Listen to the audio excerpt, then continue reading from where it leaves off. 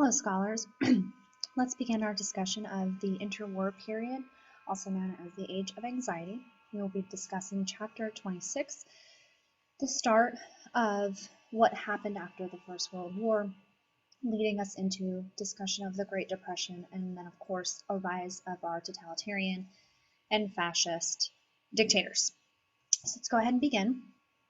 The question I want you to think about as we discuss this chapter is if you believe that World War I initiated or accelerated the Age of Anxiety. So basically, did it start this Age of Anxiety, or was it kind of already there? Was it kind of already lurking? I want you to think about what we discussed when we discussed the period before the actual start of World War I, talking about the causes of World War I and how there was this uneasy feeling already even before World War I, which is why everyone militarized.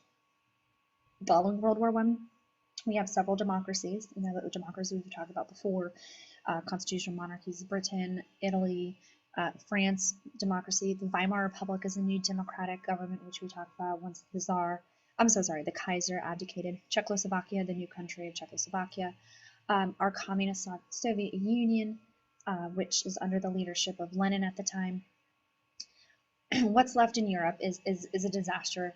Entire cities are demolished. Millions are dead. So we have this age of anxiety, this age of crisis, this age of walking on eggshells. And so I kind of want to just briefly go through the psychology behind it, and then, of course, lead to the big Great Depression. So, you know, this quote-unquote fragile peace, although there is a peace treaty, Treaty of Versailles, we've discussed it, but it doesn't make anyone feel better. You know, what are some of these anxieties? 30 million deaths, entire cities annihilated, the lost generation, post-traumatic stress disorder, destroyed economies. Everything just kind of boiled into this time period. Plus, I mean, Western Civ, this was a big deal for Western civilization, World War I. So as a result, what comes about is a new arts, new way of thinking, new literature, existentialism, just rejecting humans, the human capability of good. The three big names are Nietzsche and Jean-Paul Sartre and Albert Camus. Nietzsche, if you remember, he says that Europeans killed God. Sartre talks about that, there is no meaning to life, that we basically, as humans, are just kind of walking about day to day.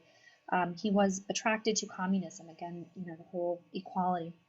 And then Camus talked about that we have to, as individuals, find meaning to our life by taking action against those to which we disagree. So if we disagree with something, to go against it, to actually do something about it. Our actions are derived from these choices.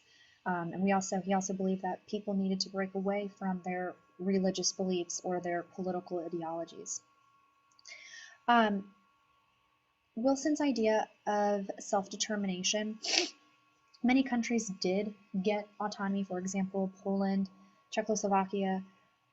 Think about Yugoslavia, although ideally it sounded great because that's what many of these areas wanted following the First World War, land of the Slavs. Eventually that is going to come to a head in the early 90s, which we'll get to with the ethnic genocide in Yugoslavia.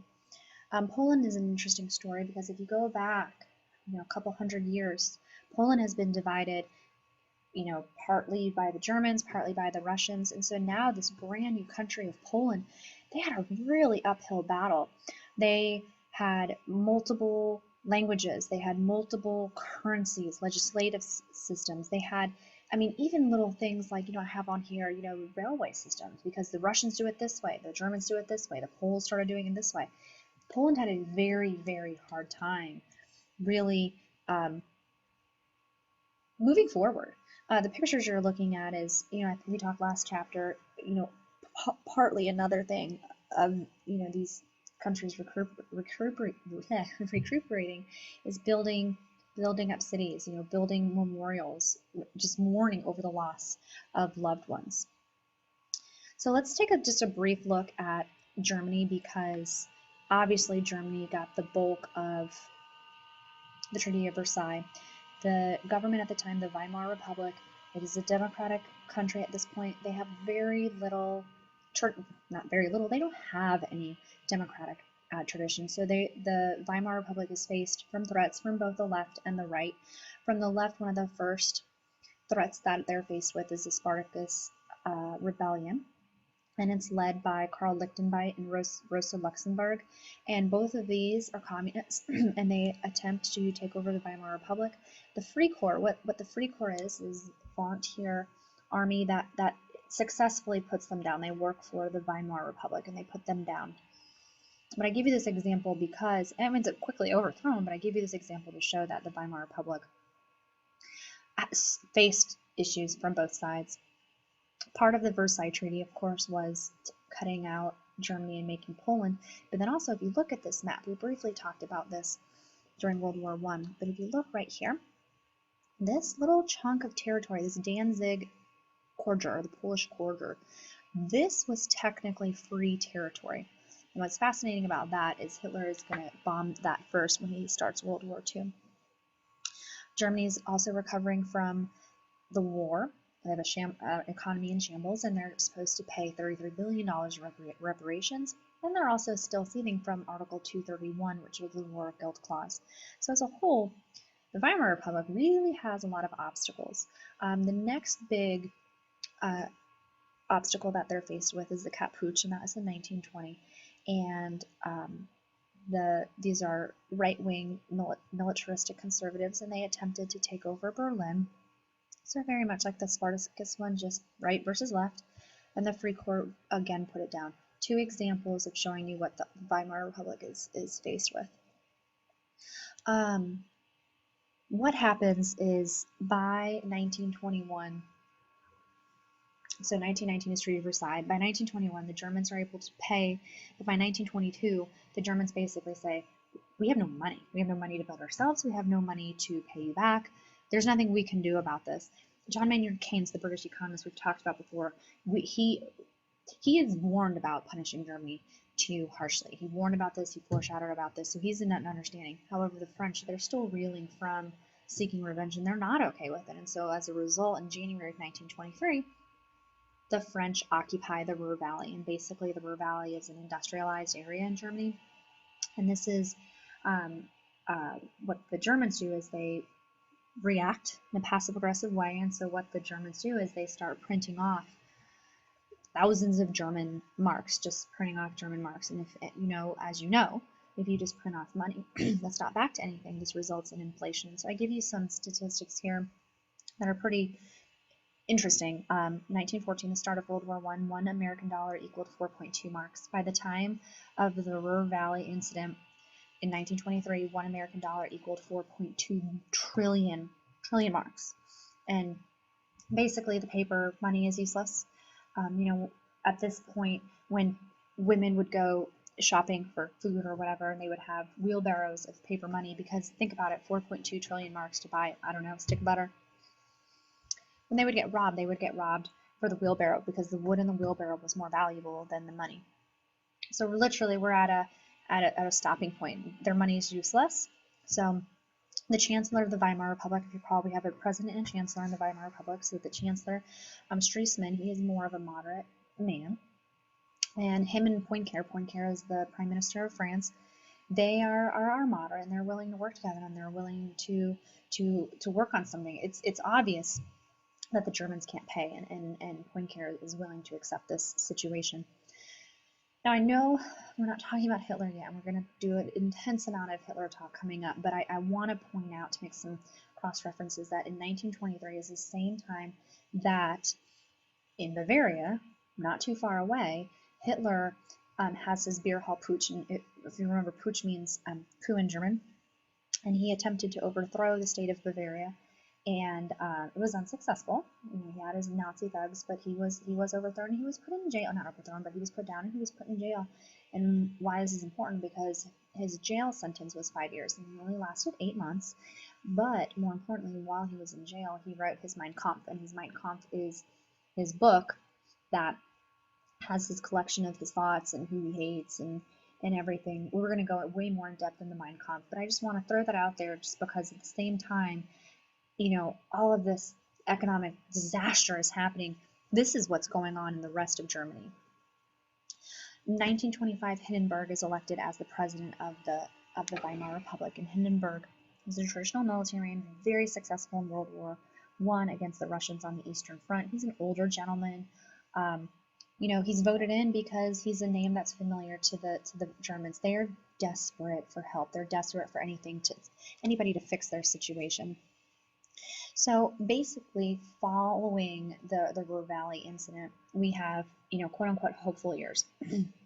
It's obvious to the world that Germany is a disaster. So an American banker, Dawes, comes up with this plan, and basically it's called the Dawes Plan, and it's a way for the United States to economically get involved in the situation, and we'll loan $2.5 billion of money to the Germans. The Germans will then take $0.5 billion and rebuild themselves, fix themselves, and then use the other $2 billion to pay the Allies, and then the Allies will turn around. When I mean my Allies is Britain and France, and turn around and pay us back the war debt that they owe us from World War I. So it sounds lovely, but please keep in mind when we get to the Great Depression, think of us as, quicksand. When our economy super slumps, we drag everybody with us. So it's starting to sound kind of exciting. We have the Dawes Plan. It's starting to look up. We then have the Spirit of Locarno, where we have what appears like European cooperation. It appears like, oh my goodness, Germany is rejoining the community. Everyone's getting along. We have Stresemann, which is German, Chamberlain, Britain, and Brienne, which is France. And basically what we're saying with the Treaty of Locarno is that we are respecting each other's boundaries. We're respecting the borders that were created after World War I. The Kellogg-Briand Pact, everyone's saying war is illegal, but when you think about it, if someone breaks the war is illegal, how do you fix it? You go to war. So all of this is really it's simplistic. It's going back to that age of anxiety. It looks cute on the outside, but on the inside there's some serious issues. New York Times on our front page, France and Germany ban war forever. Germany's allowed into the League of Nations in 1926. It seems like we're getting along well with communist Soviet Union.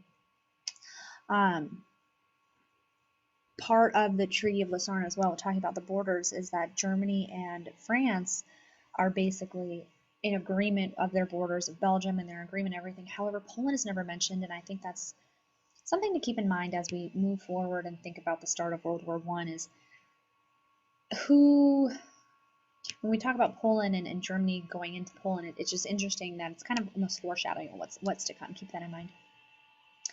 Kind of finishing up what's up with the rest of Western Europe. So we just kind of talked a lot about, Germany and even a little touch of Russia or Soviet Union. Well, in England, a lot of more of the Labour Party. Ramsay MacDonald is the Prime Minister following World War I.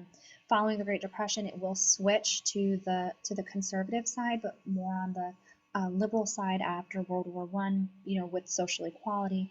And this obviously is going to help with social harmony. Is it perfect? No. In Ireland, we had the Easter Rebellion during World War I.